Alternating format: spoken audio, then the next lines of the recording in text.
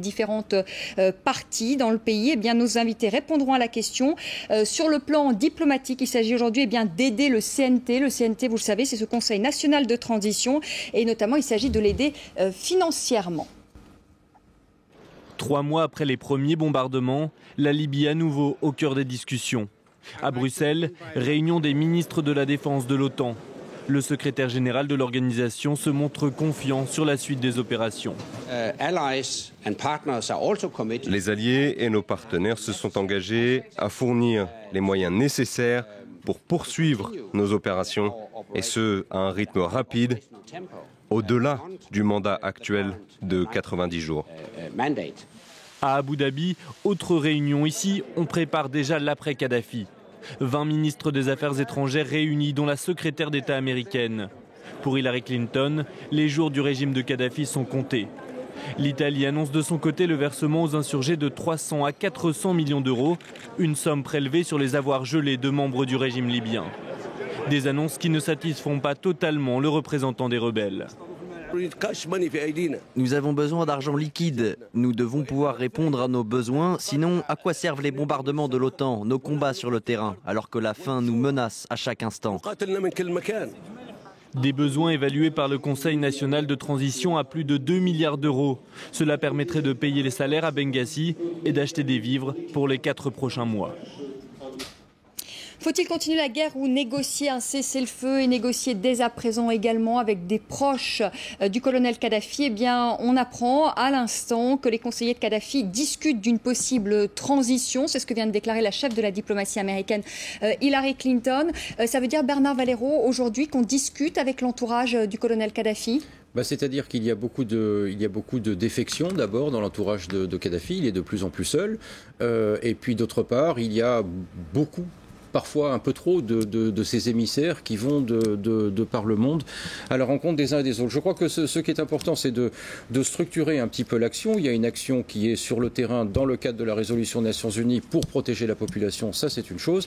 Et d'autre part, ce qui se passe notamment à Abu Dhabi aujourd'hui, c'est-à-dire de travailler pour l'avenir. Et l'avenir, c'est d'aider dans l'immédiat. C'est la structure, l'interlocuteur que nous avons, le seul interlocuteur qui représente désormais à nos yeux la Libye, le Conseil national de transition, lui donner lui-même les moyens de se projeter dans l'après-Kadhafi. C'est ce qui est en train de commencer à se mettre en place à Abu Dhabi aujourd'hui. Hassani Abidi, quand on dit que les conseillers de Kadhafi discutent d'une possible transition, ce sont les conseillers qui sont aujourd'hui directement dans son entourage ou ce sont ceux qui ont fait défection au régime? Et donc on négocierait peut-être une sortie pour le colonel Kadhafi, il faut le comprendre comme ça? On ne sait pas. J'espère qu'ils sont mandatés par le colonel Kadhafi. Il faut parler aujourd'hui, enfin dire les grandes défections, c'est qui?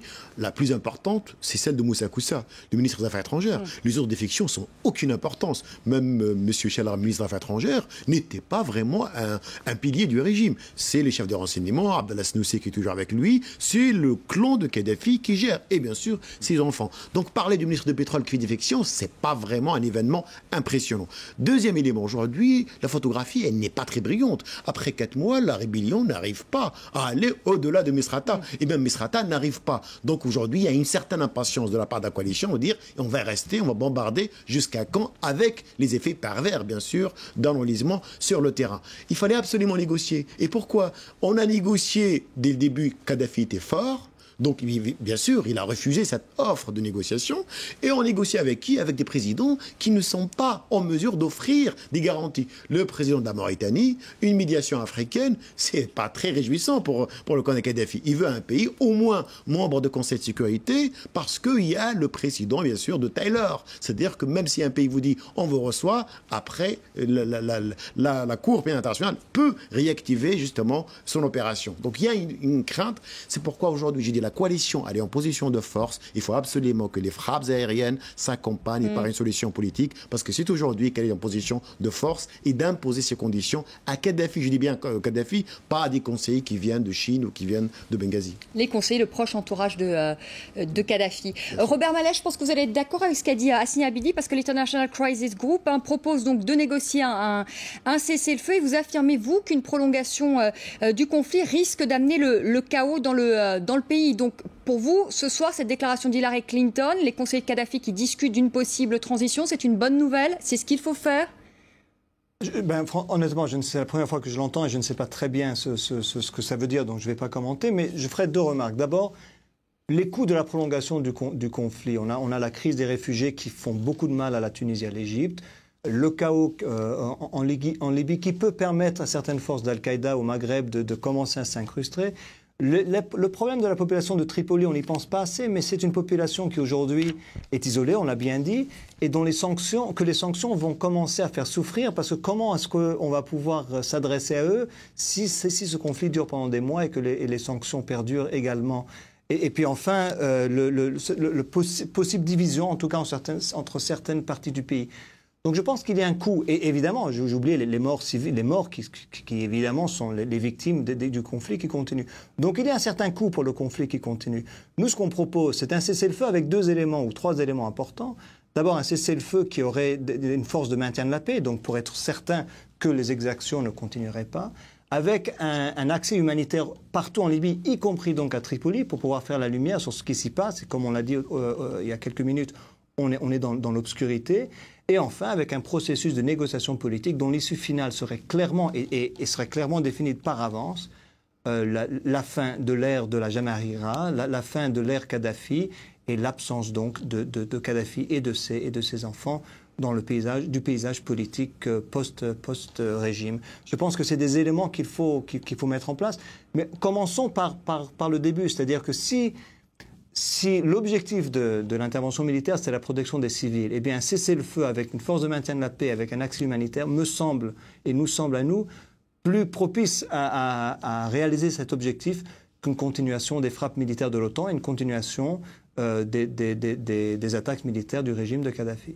Bernard Valero, vous voulez peut-être répondre à Robert Mallet là-dessus? Je suis d'accord avec lui. Je rajouterai peut-être deux éléments dans le processus qui le... Je suis d'accord avec lui, mais ce n'est pas ce qui se passe quand même sur le terrain, puisque les frappes se poursuivent et on ne négocie pas de cessez-le-feu. Hein. Et pour cause, parce que les frappes se poursuivent. Pourquoi elles se poursuivent? Tout simplement parce qu'en face, les armes ne se sont pas encore tues. Donc, si on parle de cessez-le-feu, très bien, à condition effectivement qu'il soit vérifiable, mais surtout à condition qu'il y ait retour à la case départ, c'est-à-dire dans leur caserne des troupes et des sbires de Kadhafi dont on sait dont on connaît la capacité de nuisance. Ça, c'est là effectivement la première chose. Et puis deuxièmement que Kadhafi lui-même dise également qu'il quitte le pouvoir.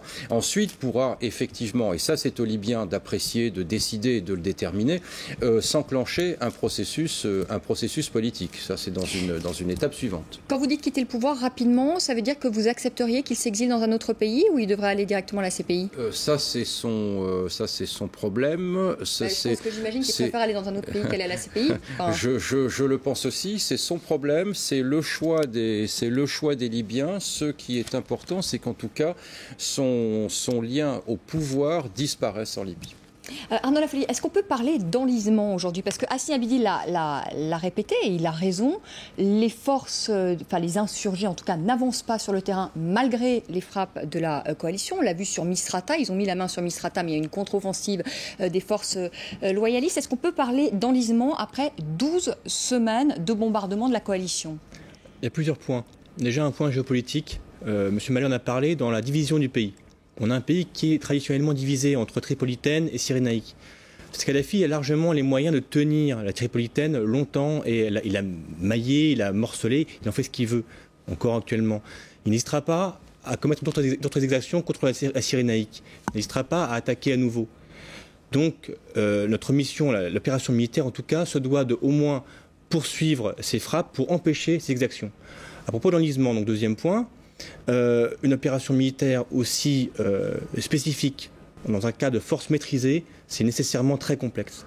Donc il n'y a pas d'enlisement, il y a un processus qui est long, qui est technique. Est-ce qu'il ne faudra pas une intervention terrestre? D'ailleurs, c'est ce que disent certains diplomates en off, disent on ne pourra pas aller au bout de cette opération s'il n'y a pas une intervention terrestre et que cette intervention pourrait être envisagée au mois de juillet. Est-ce que vous êtes d'accord avec ça? Il faut une intervention terrestre pour aller au bout de cette opération si Kadhafi ne veut pas quitter le pouvoir. Ce n'est pas le cas de la résolution 1973. Oui, mais donc je déjà, pas si c'est le cas ou pas. On sait bien que ce n'est pas le cas de la résolution 1973, mais est-ce que vous pensez que pour aller au bout de cette opération, si on ne met pas des hommes au sol, qu'on n'ira pas au bout de cette opération? Cette question-là, je ne le prononce pas parce que le but, c'est d'arrêter les exactions et les opérations aériennes suffisent. Elle va être perçue comme une occupation d'un pays étranger dans un pays arabe et musulman. Le deuxième élément, je crois que ça va être dommage parce qu'on va plutôt spolier ces insurgés ou ces révolutionnaires d'une révolution qui est la leur. Aujourd'hui, le problème, c'est que la coalition, elle a perdu patience. Elle veut absolument finir avec le régime le cassé. Le régime Kadhafi n'est pas le régime égyptien. On n'a pas une force alternative pour le convaincre de partir. Donc, il faut attendre. Il faut attendre à ce que ce processus se fasse. On a besoin du temps. Mais hélas, les opinions publiques sont impatientes. Et là, il y a un gros problème. Le groupe de contact, aujourd'hui, sa réunion, c'est ça. C'est comment, justement, trouver une équation entre une volonté de casser le régime et aussi une réalité qui est tout à fait complexe. Alors aujourd'hui, avec quelque chose d'important qui s'est produit à Abu Dhabi lors de cette réunion, c'est que les États-Unis ont reconnu pour la première fois le CNT, le Conseil national de transition. C'est le 11e pays à reconnaître ce Conseil national de transition. On va parler de ce CNT parce qu'on va devoir sans doute compter évidemment sur cette force qui va peut-être gouverner demain, la Libye de demain. Je vous propose d'écouter Hillary Clinton, la chef de la diplomatie américaine. Les États-Unis considèrent que le Conseil de transition est le seul interlocuteur légitime pour le peuple libyen pendant cette période intérimaire. Nous nous attendons à voir les Libyens unis pour construire leur avenir, ainsi que la mise en place d'un système constitutionnel solide qui protégera les droits de tous les Libyens.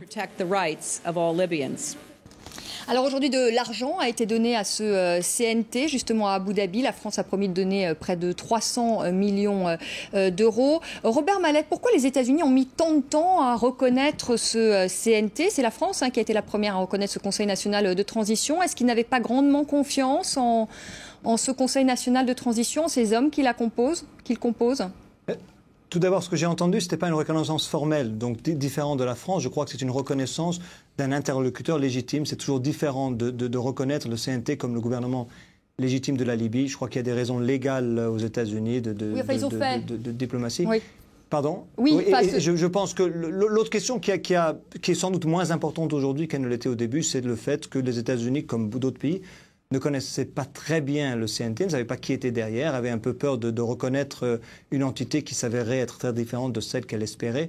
Mais enfin, tout ça, c'est des mots, parce que la question réelle sera de savoir d'abord si on pourra dégager de l'argent pour le CNT, et ensuite, si le CNT sera capable, une fois que le gouvernement de Kadhafi, que son régime sera tombé, de prendre le contrôle de tout le pays. Parce qu'il y a quand même cette question aujourd'hui de l'Est contre l'Ouest. Je pense qu'on peut exagérer cette division, bien sûr. Il ne faut pas l'exagérer.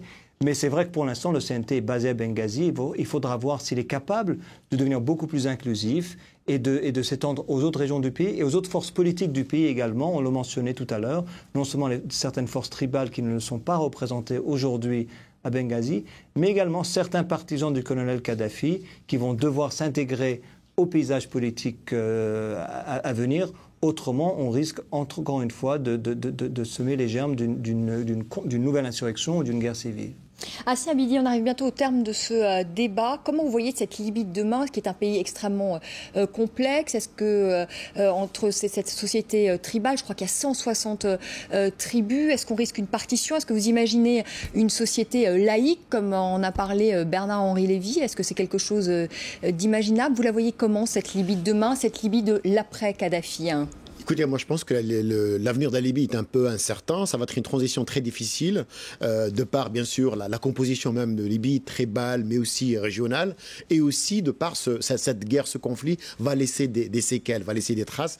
Le régime libyen, c'est pas seulement Kadhafi, mais aussi tout un système que Kadhafi avait bâti depuis 1969. Le plan de CNT, théoriquement, il est beau. Si le CNT va préparer des élections en confiant la tâche à un gouvernement de transition, un gouvernement d'union, et ensuite on aura bien sûr la Constitution, une assemblée constitution des élections. Donc c'est un kit un peu démocratique qui est valable pour la Tunisie, qui est valable pour le Yémen et qui est valable aussi pour l'Égypte. Mais sur le terrain, à mon avis, ça va être autre chose. C'est pourquoi aujourd'hui, la négociation ou disons une négociation pactisée, très importante, elle conditionnera la Libye de demain. Robert Mallet, comment vous voyez cette Libye de demain, cette Libye de l'après-Kadhafi? Vous l'envisagez comment?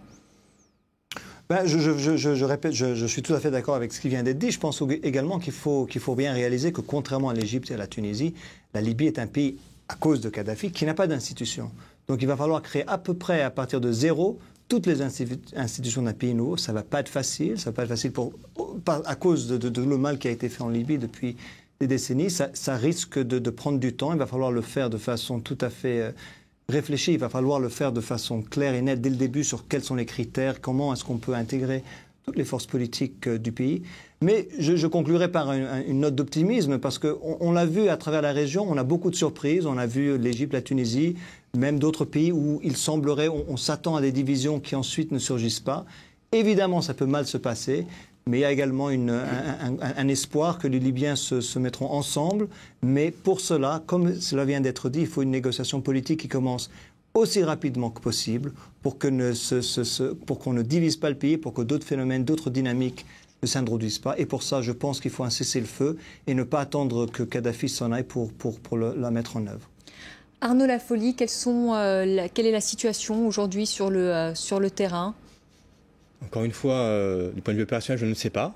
Du point de vue géopolitique, par contre, on a quand même une Cyrénaïque, la région de Benghazi, qui est bien structurée, qui est en train de s'institutionnaliser, et qui pourrait, dans la Libye de demain, reprendre un peu les mêmes fonctions qu'elle avait dans la Libye royale.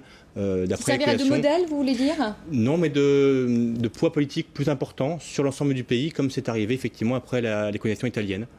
Après, comme il n'y a plus d'institutions effectivement en Libye, après la chute de Kadhafi possible, tout serait à reconstruire de toute façon.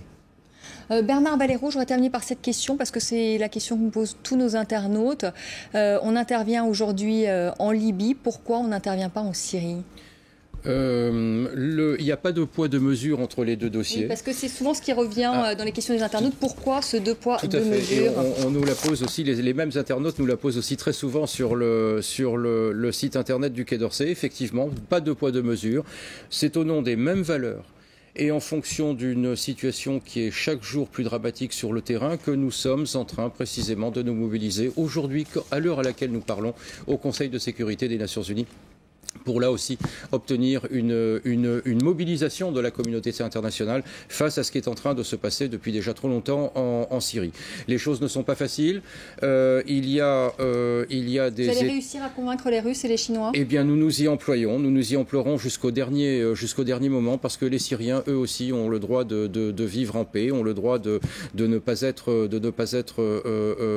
tués lorsqu'ils vont manifester pacifiquement dans la rue. Et c'est au nom de ces mêmes principes, il n'y a pas de différence que nous sommes mobilisés à New York. Les discussions sont en cours et on essaiera de les pousser le plus avant que nous pouvons.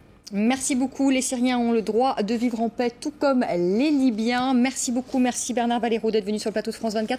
Merci à Asni Abidi. Il a publié un livre hier, Le Manifeste des Arabes, et c'est aux éditions Encre d'Orient. Merci à Arnaud Lafolie qui a également publié un livre, Le Monde arabe tel qu'il est, aux éditions de l'Œuvre. Et mille merci à Robert Mallet qui était avec nous en direct de Washington. C'est la fin de ce débat. Et tout de suite, toute l'actualité française de ces dernières 24 heures en images. À tout de suite.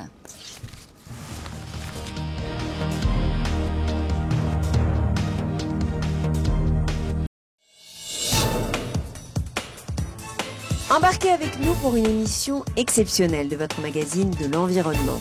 Cette semaine, nous allons parcourir 75 km depuis Oslo, nous rendre sur un ferry pour atteindre l'île de Bastøy. Elle abrite les plus grands criminels de la Norvège. C'est aussi la première prison écologique du monde. Ne manquez pas Environnement, samedi à 11h40, heure de Paris, sur France 24.